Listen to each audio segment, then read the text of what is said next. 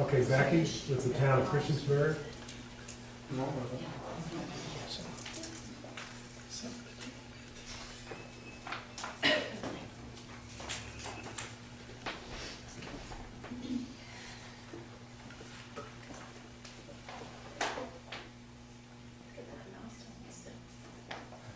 Okay.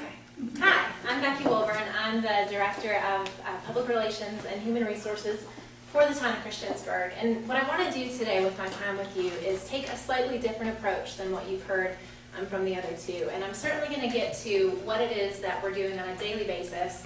But in order for you to understand how we have gotten to where we are today, you have to really understand where Christiansburg has come from, which it's changed a little bit in the last few years. So the outline for what I'm going to talk to you about is just to give you that historical perspective. Where is it that we've come from? I'm also going to talk to you more about the guiding philosophies, the attitudes, the principles that really drive our decisions for how we do what we do and why. I'll then get into the current approaches that we do take with our communication, talk a little bit about what's coming down the pipeline for us here, specifically at the end of the month, and then we'll be able to open it up for questions from everybody. So, a brief history lesson for those of you who may not be aware. Christiansburg is really a case study in change. And what I mean by that is, for many years, public information and public relations were not necessarily a priority for the town. Traditional philosophies tended to really focus on, we're so busy doing our job that we don't really have time to tell people what we're doing. Or that things are being handled the way that they should be, so there wasn't really a compelling feeling that there was any reason to change. The town also felt like, hey, we know what we're doing, just go ahead and trust us. So public relations and dissemination of information were really pretty sporadic at best. So for quite a while, though, the town didn't really hear a whole lot from its citizens saying that they wanted to see things change. So again, there wasn't this proactive idea that anything needed to change. Fast forward to about the mid to late 2000s, and our citizens did start to get vocal. They started to say, we want to see more. We want to know why you're doing what we're doing, or not doing, what we want you to do.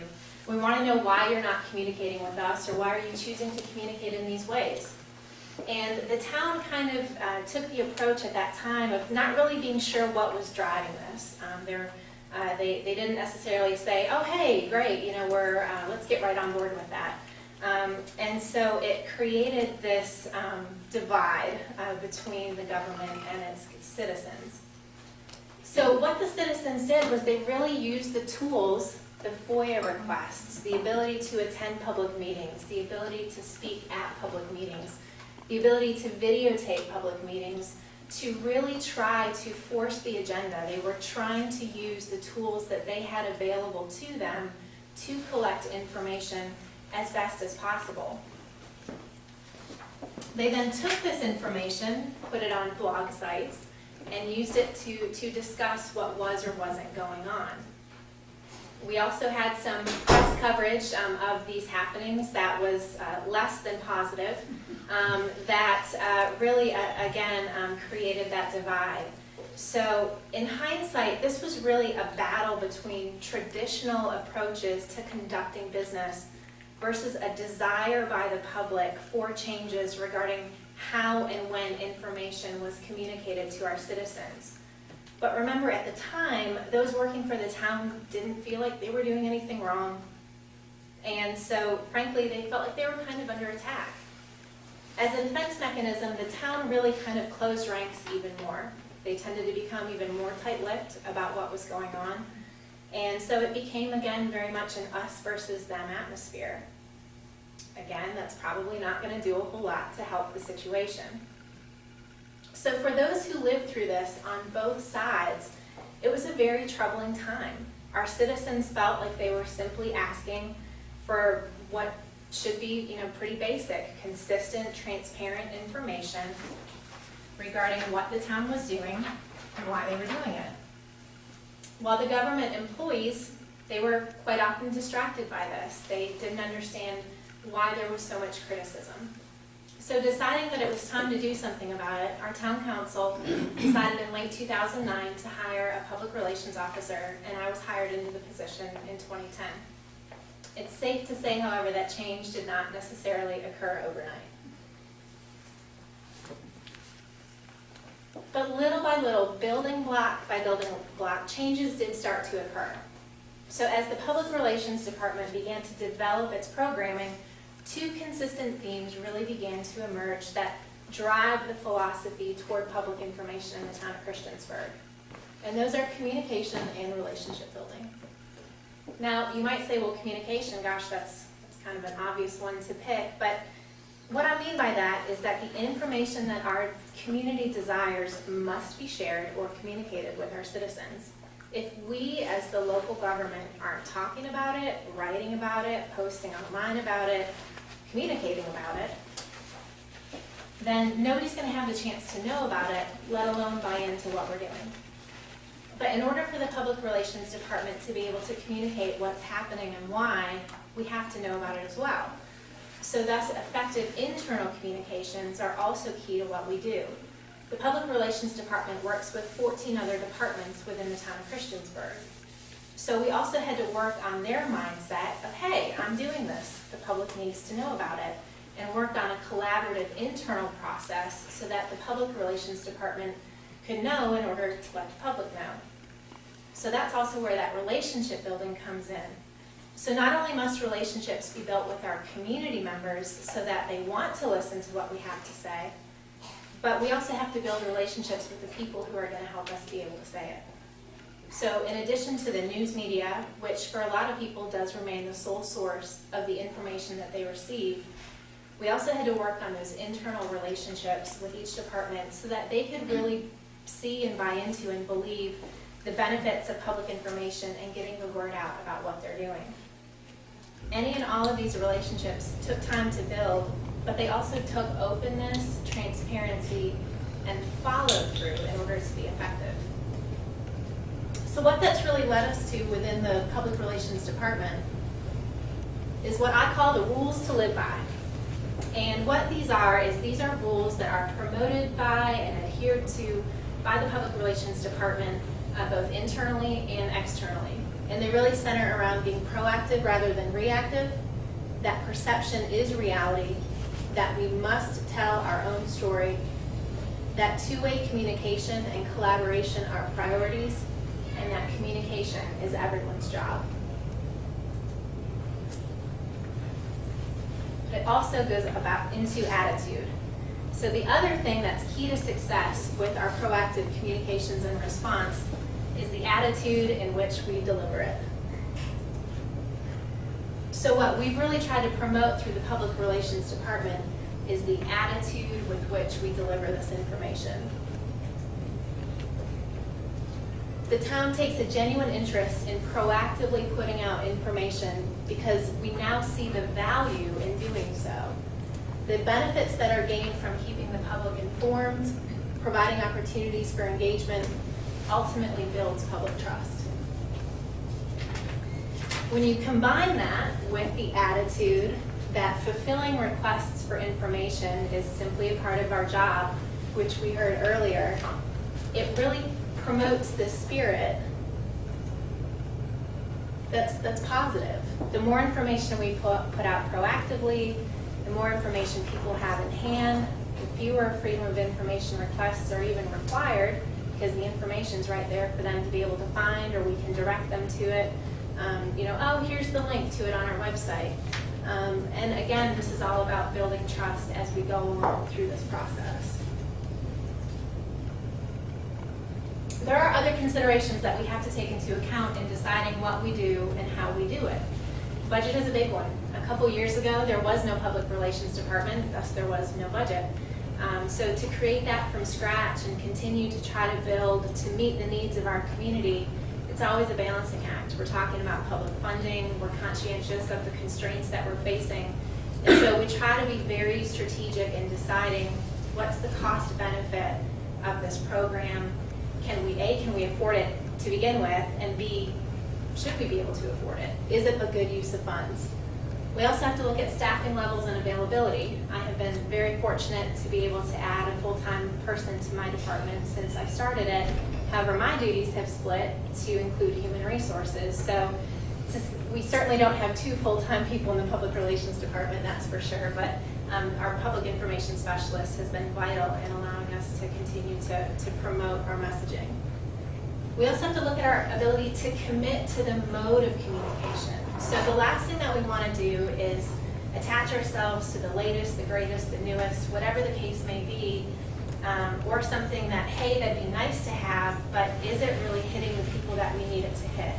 And so what we don't want to do is sign up for something, roll out something, tell people this is a way to communicate with us, or this is a way that we want to communicate with you, only to have it fall off the radar a few months later because we just weren't able to commit to it, whether it was because of funding constraints, people constraints, or any of a matter of other difficulties. And again, that also drives into our community demographics. That's a theme that we've heard throughout the day today. So what works in Chrhistiansburg may not work in Blacksburg, may not work in the county. You know, obviously there's going to be some common threads amongst all of our different localities, but by and large, if your community tends to be more wired, then you can focus more of your efforts on the internet, on the social media. But if you have more of a community that doesn't necessarily buy into or participate in those things, if you're simply putting information online, you're never going to hit everybody that you need to. Combine that with the world that we live in, where there's messages coming at you from every different direction. You know, oh, hey, we've got a Facebook page, that's great, but so does everybody else. And they're all putting out information. So to be able to cut through all the noise and be able to actually connect with our community and connect with our residents, it's frankly a constant battle. So what we try to do is really hit people from as many angles as we can and hope that something takes hold. So what that's led to is over the last 3.5 years, the Town of Christiansburg has either built upon or added a number of different communication tools to try to reach our citizens. We had a website when I was hired, Chrhistiansburg.org. And what we've done over the last 3.5 years is basically flood it with information. And we have a notify me function on there as well, which both the county and Blacksburg have similar tools where you can sign up for tailored email alerts about things that are posted on the website. We also now have 4 Facebook accounts. One is the town's main page, and then there are also pages for the rescue squad, the police department, and the aquatics department. We have 2 Twitter accounts, again a main Twitter account for the town, and then aquatics also has a separate account. And then more of the traditional mediums, your press releases, your interviews with the news media. We also try to hold as many public information meetings and special events as needed, particularly if there's a hot button topic or if there's a new program that we're needing to roll out that we know is going to take some more detailed time with our citizens to help them understand. We also utilize flyers and brochures. Sometimes those are posted just in public places. Sometimes those are hand-delivered depending on the scope of what it is that we're trying to let people know about. We do have the partnership with the county where we now videotape our own council meetings so our citizens don't do it for us. And those are posted both on our website and also on Vimeo. Code Red is something that I'm very proud of. It's a comprehensive emergency notification system that the town has adopted that can reach out and make phone calls to our entire community and also update them with text messages if there is a threat to health, life, or safety. And it's a very good program. It's a very consistent program that has a great track record of working when you need it to. So I sleep well at night knowing that I have the ability to reach out and touch my community if something bad goes wrong at a moment's notice. We also, of course, do our regular speaking engagements, and then the direct and or internal communication. Freedom of information responses is a way that we communicate with people. And then the Montgomery County Christiansburg Cable Channel 190 that just launched a couple days ago. So what's next? Well, we're always pushing, we're always looking for new ways to communicate what's the best practices that are out there. And so we are revamping our website, and it is almost ready. We're going to go live with it on September 30th, and we've got just a couple of minutes. I'll see if I can get this pulled up. You are the first members of the community to see this. So this is not yet live, but I just wanted to hit a couple of high points with this. In addition to being a little more colorful than our current site, if you've been to our current site, what we were driving for with this was we need to make all the information that's on our website more accessible. It's on there, but it can be a little bit difficult to find. And so what we've tried to do with this is make navigation easier. So in addition to reorganizing how everything is on there, we've also adopted some menu tools that just make it easier to navigate for some of our folks who might be a little less confident with their computer skills. And then we also have a how do I function as a main topic. And what that will do is it's kind of one-stop shopping for how do I find, how do I get help with, how do I sign up for, how do I submit, how do I view. And so we expect that to be kind of an ever-growing list of how do I, and it's really how can we help you get directly to the information that you might be looking for on our website. Scrolling down here a bit, you'll have the ability to toggle between both a calendar or news and announcements right on the main page. And then the Spotlight On feature will allow us to really heavily promote kind of the hot topic of what's going on. For us at the moment, it's our automated solid waste collection that is going to be coming out in late winter now, I think is the latest on it. Early spring. There we go. I guess I was optimistic. But one area that we wanted to also focus on here with the new website was what's called the Open Government Portal. And this, if there's anything that speaks to where we've come from, I think it's this. And the intention of the Open Government Portal is really kind of one-stop shopping. If you're interested in open government in the town of Christiansburg, if you're interested in some of that core information that you might not be able to sift through and find otherwise on the website, we encourage people to start here. And what this will do is it will provide information that in some cases is only available here, and then in other cases, such as with financial information, it's kind of picking and choosing some of the most popular information that somebody who's interested in open government might be seeking from us, and it puts it in one place to help you be able to find it. What's that website again? It's going to be our regular website address come September 30th, and that's Chrhistiansburg.org. Okay. So if you go to it now, you'll be able to get a good before and after here. No teal So and no brown. It is quite, yes, no brown. That was a mandate actually with our revamp. Let's see if I can get back to the presentation here. And in closing, I wanted to leave you with this thought. Just recently, I had the occasion to have a rather lively discussion with a now beloved member of our community who has and probably always will be very outspoken. And what we were talking about was communication and the modes that we choose to communicate with our citizens, why we choose them, the importance of public information, kind of all this good stuff that we're talking about. And I stopped her in the middle of the conversation and I said, 5 years ago, did you ever imagine that you would be having this conversation with a member of the town? And she said without hesitation, never in my wildest dreams. And that to me, if nothing else, is proof that when an organization commits to providing public information to its community, positive changes can happen. Thank you very much.